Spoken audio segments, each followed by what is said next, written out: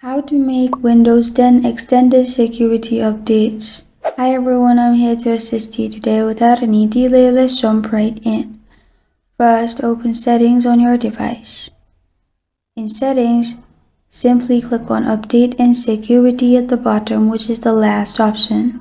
After you click on Update and Security, in here, if there is any update available, you can simply click on Update Now instead of Restart Now, and it will update your Windows.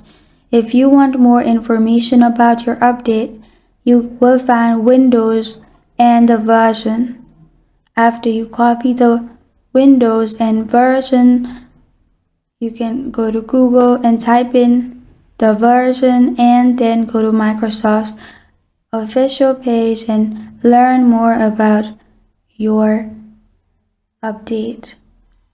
And this is how to make Windows 10 extended security updates.